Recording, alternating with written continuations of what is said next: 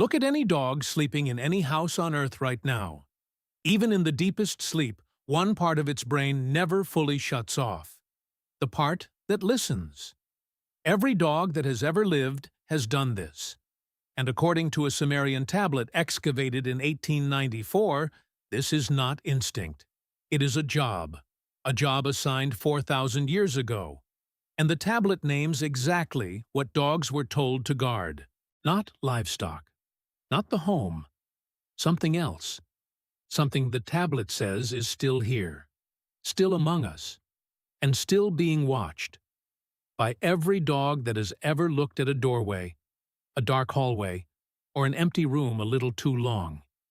If you have a dog, or you ever owned one, you have seen this exact behavior and never had an explanation for it. By the end of this video, you will. Stay with me. The tablet is catalogued as Ni 9602 in the Istanbul Archaeology Museum's cuneiform collection. It was excavated from Nippur during the joint Ottoman-American expeditions of the 1890s. Most of those tablets went to Philadelphia or Berlin. This one stayed in Istanbul, and it sat in the museum's storage halls, untranslated, for nearly 100 years. In 1987, a Turkish Assyriologist named Dr. Veysel Donbaz was cataloging the museum's uncatalogued Nippur fragments, a routine academic task most researchers consider tedious. He found Ni 9602. It was classified as a minor mythological fragment about household deities. He almost set it aside. Then he noticed the recurring sign group in the third line. The sign for dog, appearing not once, but 11 times across a tablet smaller than a paperback book. 11 mentions of dogs, in a text that was supposed to be about household gods. That ratio does not happen by accident in Sumerian literature. When a Sumerian scribe repeats a word that many times in that short a space, the word is the subject, not a passing reference, the entire point of the document. Dr. Donbaz spent the next 4 years on a full translation. What he found was not a myth about household spirits. It was an assignment record.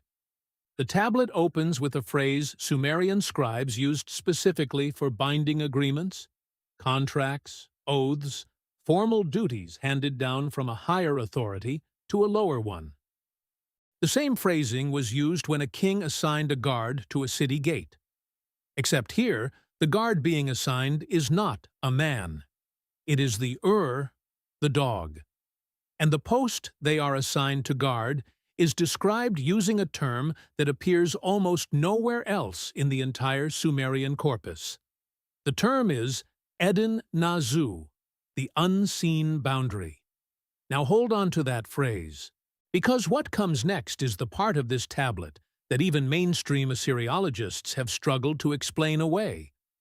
The tablet describes the unseen boundary as a line that runs through every home. Not around the home, through it. A boundary inside the walls that people already live behind. The scribe describes it as the place where the living and something else, a term translated as gidimzu, the wandering remainder, come close enough to touch without either side fully crossing over. The wandering remainder. In Sumerian funerary texts, Giddim refers to the spirit of someone who has died, but has not fully completed the transition into the afterlife.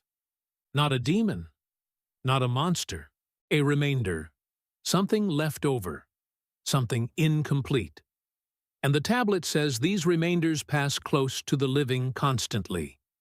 Through doorways, through hallways, through the corners of rooms where the air feels different for no explainable reason. Most humans cannot perceive them, but the Yuor can. The dog can. And the assignment given to dogs, according to Ni 9602, is to sit at the Eden Nazu, the unseen boundary, and alert their household the moment a wandering remainder crosses too close. This is the moment I want you to think back to every time your dog has stared at an empty doorway. Every time it has growled at nothing. Every time it refused to enter a room, you saw it as completely normal. Now, let's talk about why this is not just an old story passed down for comfort. Because something is happening in modern veterinary science that nobody expected to connect to a 4,000-year-old tablet. In 2018, a team of researchers at Cornell University's College of Veterinary Medicine published findings in the Journal of Veterinary Behavior on canine auditory perception. Dogs hear frequencies up to 65,000 Hz. Humans top out around 20,000 Hz. That gap, the range between 20,000 and 65,000 Hz, is enormous. It is an entire dimension of sound that exists around you, every day, that you have never once heard. And it is precisely in that range, according to a 2020 study published in Frontiers in Veterinary Science, that dogs show the strongest behavioral reactions to environmental stimuli that researchers could not identify a physical source for.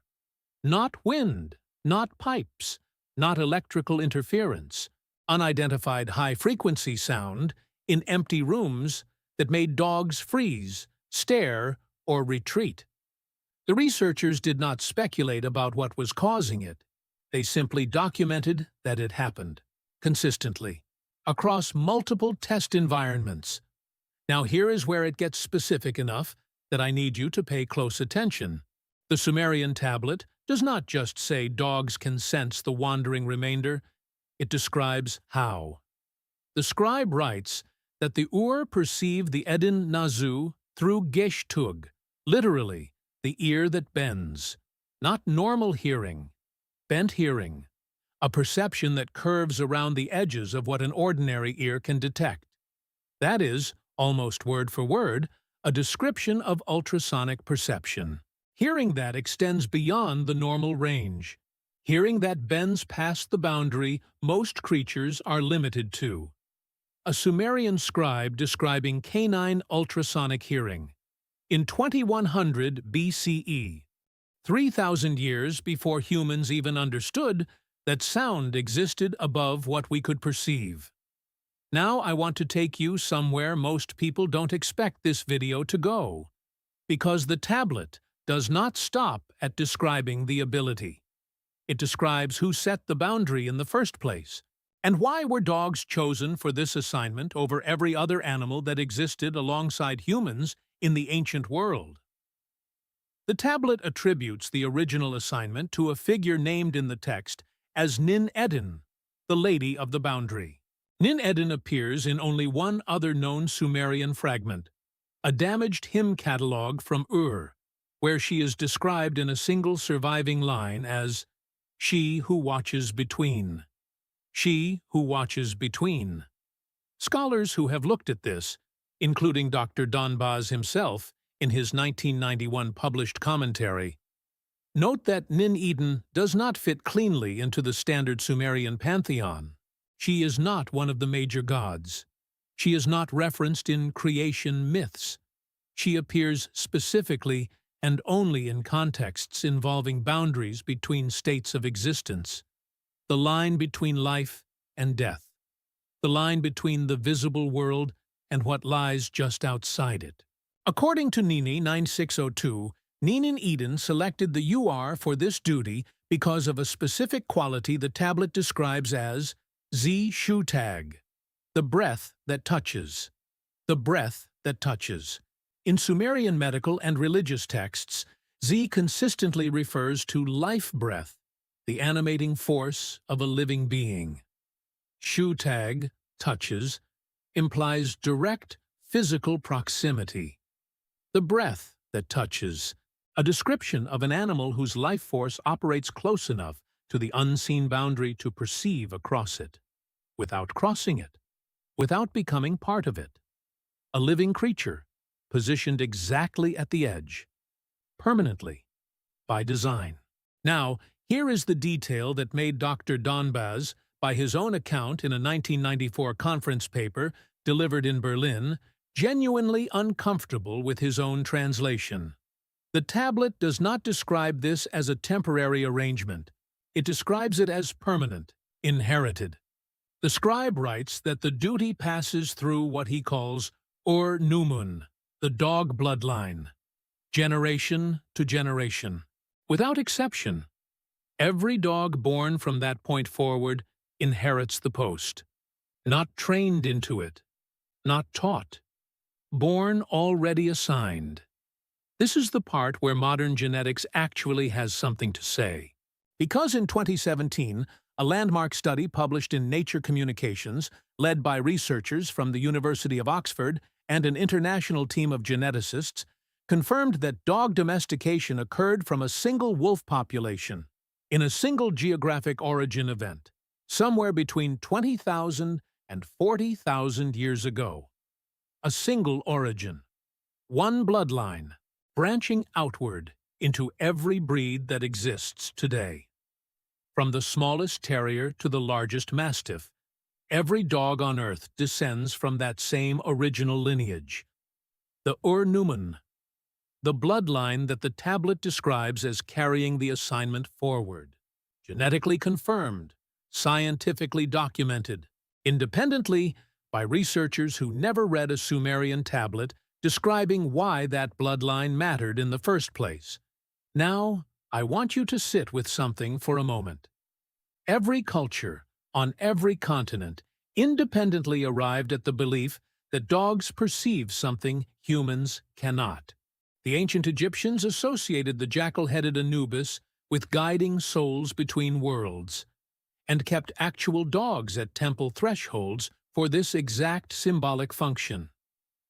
Norse mythology describes Garmr, a hound that guards the boundary of the underworld. Hindu tradition holds that dogs accompany Yama, the god of death, as his chosen companions and watchers. Mexican and Aztec traditions describe Xolotl, depicted as a dog, guiding the dead through the underworld. 4 separate civilizations: Egypt, Scandinavia, India, Mesoamerica. No documented contact between most of them during the periods these traditions developed. All I was independently assigned the same role: a guardian positioned at the boundary between the visible and the unseen. That is not a coincidence. That is either a universal human observation of consistent canine behavior across thousands of years, dogs reacting to something repeatedly in every culture until every culture built a tradition around it, or it is something older than all 4 traditions, a piece of knowledge that predates Egypt, predates the Norse, predates the Vedic texts, predates the Aztec Empire, something that reaches back to a single source, possibly all the way back to Ni 9602, or to whatever Ni 9602 itself was copied from. Here is what I think this tablet is actually telling us. Not that ghosts are real in the way horror films depict them, not that your dog is staring at a monster in the hallway, but that something about the boundary between what we can perceive and what exists just outside that perception is real enough that an ancient civilization built a formal assignment around managing it, and that the animal they chose to manage it has spent 20 to 40,000 years across a single unbroken bloodline doing exactly what the tablet describes.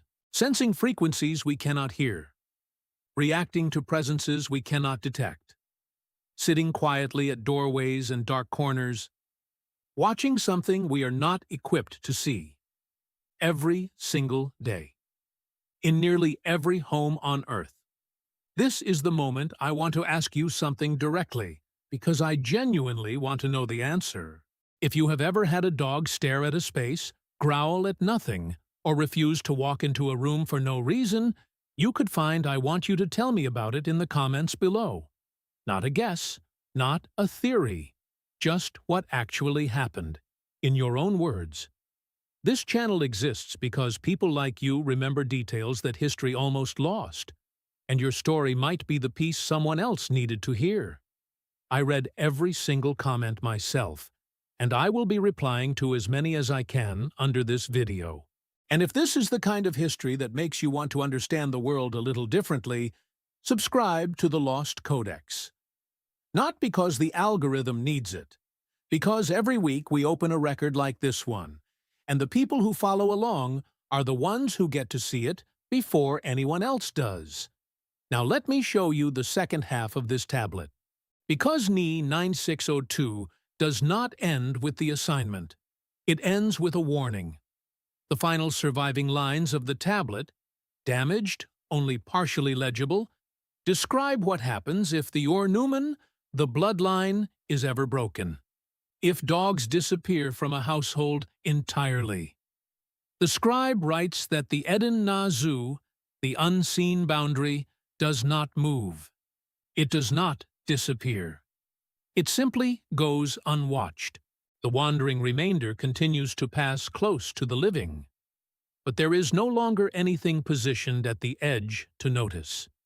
No early warning. No watcher at the threshold. The tablet does not say what happens after that. The line breaks off. The clay is too damaged to read further.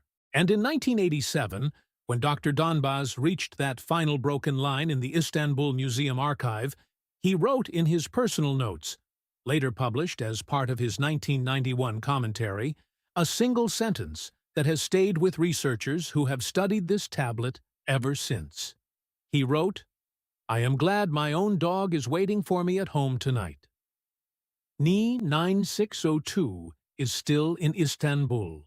The unseen boundary, according to the tablet, is still here, running through every home, every hallway, every quiet room where the air sometimes feels different, for no reason you can explain.